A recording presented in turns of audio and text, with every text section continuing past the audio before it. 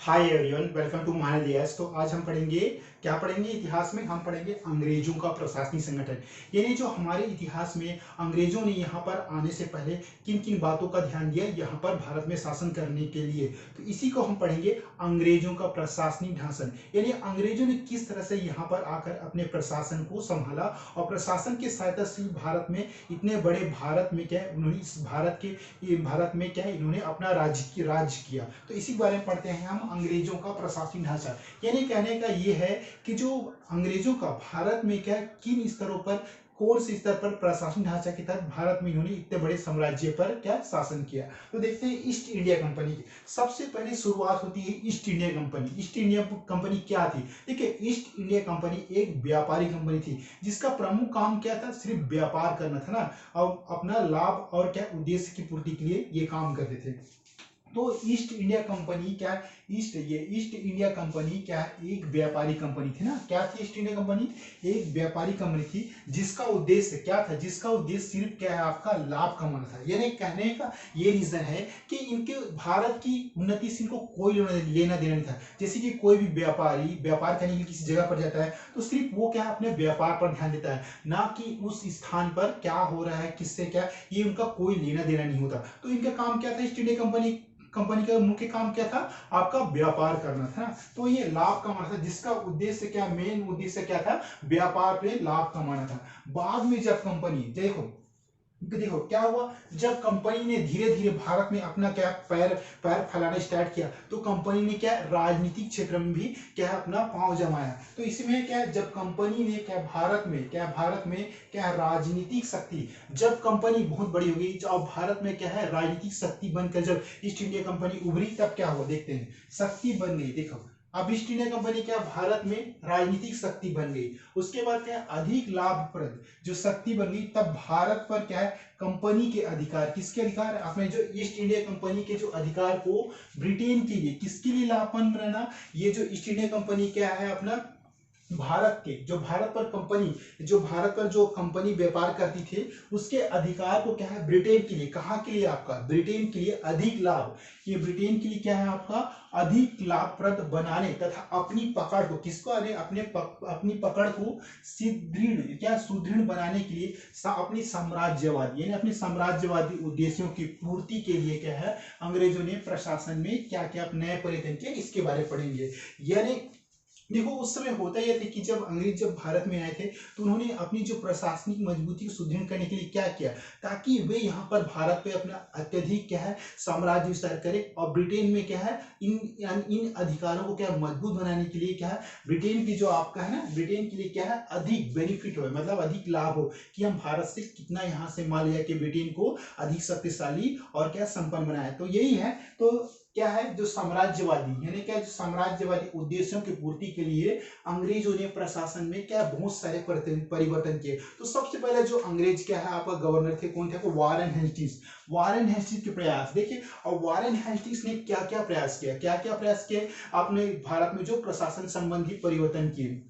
तो है मुगल सम्राट से, अब जो उस समय क्या था, आपका मुगल साम्राज्य चल रहा था आपका ना, अकबर हो गया, शाहजहां हो, अकबर, जहांगीर, शाहजहां, औरंगजेब। तो औरंगजेब के शासनकाल में था ये, जो वारेन हेस्टिंग्स के प्रयास में क्या, मुगल सम्राट से, किससे? आपका मुगल सम्राट से उन्होंने क्या, बंगाल हो गया, आपका बिहार हो गया, और उड़ीसा की क्या है, इन अंग्रेजों ने क्या किया, आपका मुगल सम्राट पास जाकर क्या बोला कि हमें आप इस क्षेत्र की दीवानी दे दीजिए। तो मुगल सम्राट ने क्या, यहाँ की दीवानी दे दिया, और अधिकार जो देखिए, अंग्रेजों ने जब मुगल सम्राट से क्या है, ये बंगाल, बिहार, उड़ीसा से क्या दीवानी का जब अधिकार प्राप्त कर लिए, तो इन्होंने बहुत अत्यधिक यहाँ पे क्या है धन इकट्ठा किए, और क्या अपना जो साम्राज्य क्षेत्र फैलाने की प्रयास किए।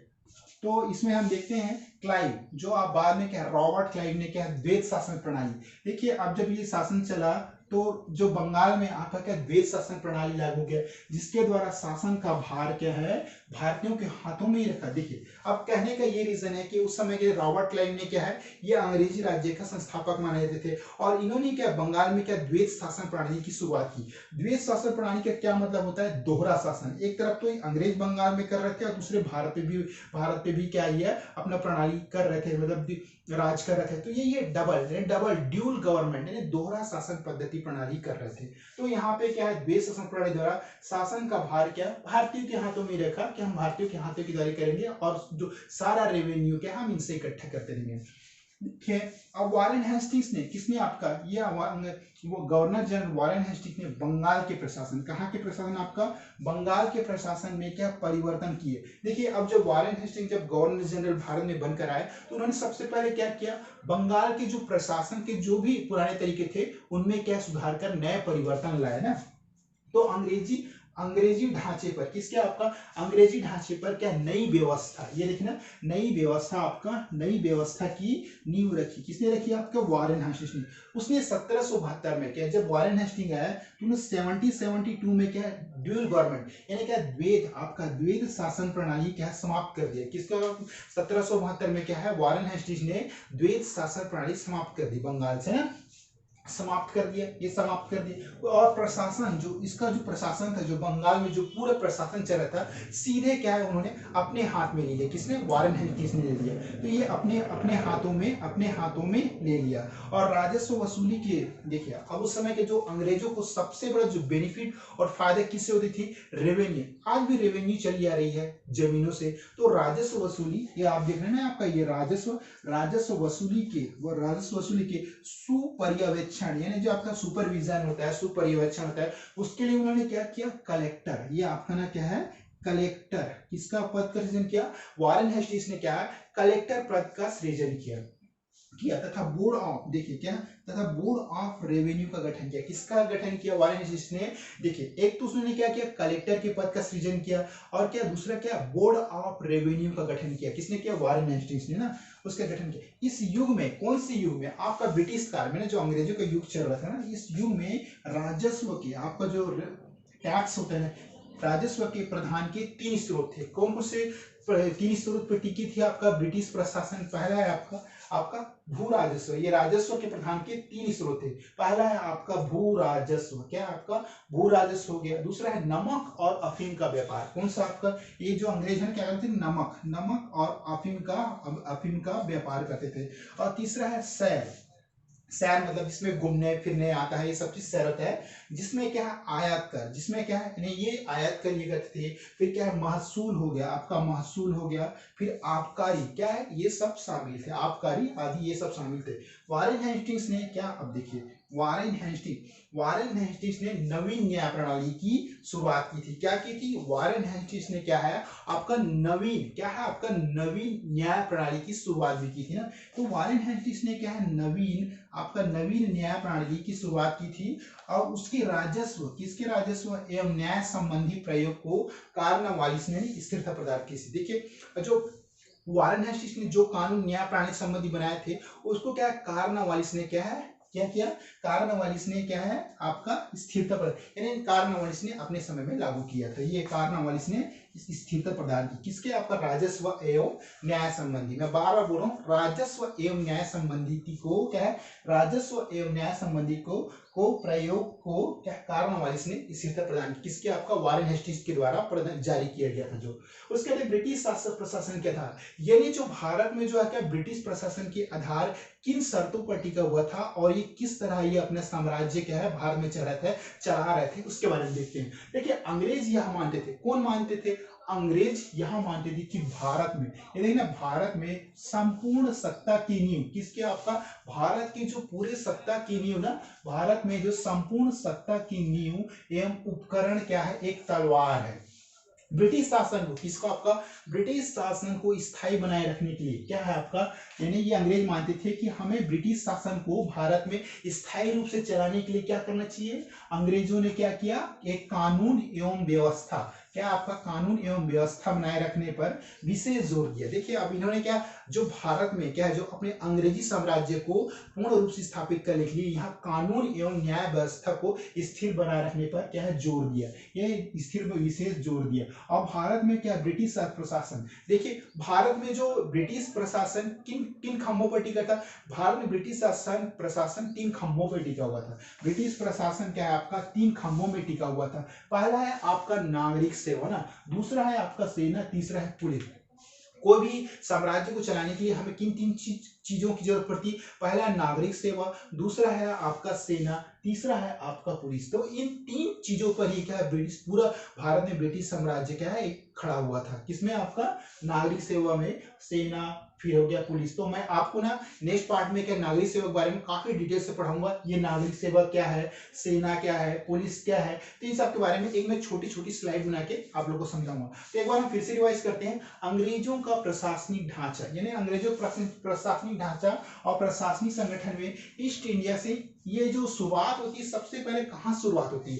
आपका ईस्ट इंडिया कंपनी से शुरुआत होती है। यानी जो ईस्ट इंडिया कंपनी क्या है, भारत में व्यापार करने के आया है, तो व्यापार करते करते ही भारत में उन्होंने अपना साम्राज्य विस्तार कर लिया। तो हम वहीं से शुरुआत करते हैं। 1600 में जो ईस्ट इंडिया कंपनी क्या है, यहाँ व्यापार करने आई थी। तो ईस्ट इंडिया क्या है, एक व्यापारिक कंपनी थी जिसका उद्देश्य क्या है, सिर्फ लाभ कमाना था, जिसका उद्देश्य सिर्फ लाभ कमाना था। बाद में जब यह कंपनी बाद में जब कंपनी भारत में क्या है राजनीतिक शक्ति बन गई, तब भारत पर कंपनी के अधिकार, देखिए तब भारत पर ईस्ट इंडिया कंपनी के अधिकार को ब्रिटेन के लिए क्या है अधिक लाभप्रद बनाने, क्या है अब ब्रिटेन के लिए अधिक लाभप्रद बनाने तथा अपनी पकड़ को क्या है सुदृढ़ बनाने के लिए क्या साम्राज्यवादी, क्या आपका साम्राज्यवादी उद्देश्यों की पूर्ति हेतु क्या है अंग्रेजों ने प्रशासन में नया परिवर्तन किया। देखिए अब किसी भी साम्राज्य को चलाने के लिए अंग्रेज तो काफी समय दिमाग लड़ाती थे, तो भारत में हमें किस तरह से प्रशासन करना चाहिए, तो उन्होंने इस प्रशासन में क्या है उन्होंने नया परिवर्तन किए। और सबसे परिवर्तन पहले करने वाले कौन थे? आपका वारेन हेस्टिंग्स ने प्रयास किया। देखिए मुगल सम्राट से, कहां से आपका मुगल सम्राट से क्या है बंगाल, बिहार, उड़ीसा की दीवानी के अधिकार प्राप्त करने के बाद क्लाइव ने द्वैत शासन प्रणाली, ये आप देख रहे हैं क्लाइव ने द्वैत शासन प्रणाली द्वारा शासन का भार क्या है भारतीयों के हाथों में ही रखा। देखिए रॉबर्ट क्लाइव ने क्या है आपका द्वैत शासन प्रणाली द्वारा शासन का भार क्या है भारतीय हाथों में रखा। उसके बाद क्या वारेन हेस्टिंग्स ने क्या है बंगाल के प्रशासन में परिवर्तन करते हुए अंग्रेजी ढांचे पर क्या है आपका नई व्यवस्था की नींव रखी, उसने 1772 में द्वैत शासन प्रणाली। अब देखिए यहाँ पे वारेन हेस्टिंग्स ने क्या 1772 में क्या आपका ड्यूल गवर्नमेंट यानी द्वैत शासन प्रणाली को समाप्त कर दिया ना, ये 1772 में आपका द्वैत शासन प्रणाली समाप्त कर दिया। और प्रशासन सीधे क्या है, अब जो प्रशासन था वो सीधे किनके हाथों में चला गया? आपका वारेन हेस्टिंग्स के हाथों में चला गया, सीधा अपने हाथों में ले लिया। और राजस्व वसूली के सुपर्यवेक्षण, देखिए अब क्या है राजस्व, जो उस समय ना जमीनों से लगा लिया जाता था वही भू राजस्व होता था। तो भू राजस्व की सीधी वसूली के लिए क्या हुए सुपर्यवेक्षण, क्या है सुपर्यवेक्षण के लिए किसके पद का सृजन किया? कलेक्टर के पद का सृजन किया। ये आप देख रहे हैं ये आपका कलेक्टर रेवेन्यू, उस समय क्या कलेक्टर सिर्फ क्या है रेवेन्यू इकट्ठे का काम करते थे, तो कलेक्टर पद का सृजन किया। तथा क्या आपका बोर्ड ऑफ रेवेन्यू, किसका गठन किया? बोर्ड ऑफ रेवेन्यू का गठन किया वारेन हेस्टिंग्स ने। उसके बाद राजस्व के प्रधान 3 स्रोत थे। पहला है आपका भू राजस्व, ये आप देख रहे हैं आपका भू राजस्व हो गया। दूसरा क्या है नमक और अफीम का व्यापार, देखो अब क्या करते थे अंग्रेज, नमक हो गया और अफीम का व्यापार करते थे। उसके बाद शहर भी आता था घूमना फिरना, जिसमें क्या आयात कर लगाते थे, महसूल लेते थे और क्या आबकारी आदि सभी शामिल थे। वारेन हेस्टिंग्स ने नवीन न्याय प्रणाली की शुरुआत की, किसने की थी? वारेन, आप लोग याद रखेंगे वारेन हेस्टिंग्स ने क्या सबसे पहले नवीन न्याय प्रणाली की शुरुआत की थी। और क्या है उसके राजस्व एवं न्याय संबंधी, किसके आपका न्याय प्रणाली की शुरुआत की इसने क्या आपका वारेन हेस्टिंग्स ने। और उसके राजस्व जो आपके वारेन हेस्टिंग्स के जो राजस्व एवं न्याय प्रणाली जो न्याय संबंधी प्रयोग को क्या है कार्नवालिस ने स्थिरता प्रदान की, यानी सुदृढ़ता प्रदान की। उसके बाद ब्रिटिश प्रशासन के आधार है आपका अंग्रेज यह मानते थे कि भारत में जो संपूर्ण सत्ता की नींव क्या है एवं उपकरण एक तलवार है। और हमें क्या ब्रिटिश शासन को स्थायी बनाए रखने के लिए अंग्रेजों ने कानून एवं व्यवस्था बनाए रखने पर विशेष जोर दिया। किस पर जोर दिया अंग्रेजों ने? कानून और न्याय व्यवस्था बनाए जाने पर अंग्रेजों ने विशेष जोर दिया। भारत में ब्रिटिश प्रशासन क्या है 3 खंभों पर टिका हुआ था। पहला है आपका नागरिक सेवा, दूसरा है आपका सेना, तीसरा है आपका क्या है पुलिस। तो इन तीन चीजों पर ही भारत में क्या है, ये अंग्रेजी प्रशासन टिका हुआ था। तो उम्मीद करता हूँ मेरी क्लास की वीडियो आपको पसंद है। तो आज की क्लास में बस इतने ही। हम नेक्स्ट पार्ट में पढ़ेंगे नागरिक सेवा के बारे में। नागरिक सेवा के बारे में हम काफी डिटेल्स पढ़ेंगे कि अंग्रेजों ने यहाँ पर आकर किस तरह से भारतीय साम्राज्य में, इतने बड़े साम्राज्य में अपना अधिकार कर लिया। तो अंग्रेजों का प्रशासनिक नाशा में हमने पढ़ा, वॉरेन हेस्टिंग्स के प्रयास पढ़ा, और नेक्स्ट हम पढ़ेंगे इसके बारे में और आगे डिटेल पढ़ेंगे। तो आज की क्लास में बस इतने ही। अगर आपको मेरी क्लास की वीडियो पसंद आती है, प्लीज लाइक शेयर सब्सक्राइब करें, और आपका दिन काफी शुभ हो। ओके, धन्यवाद।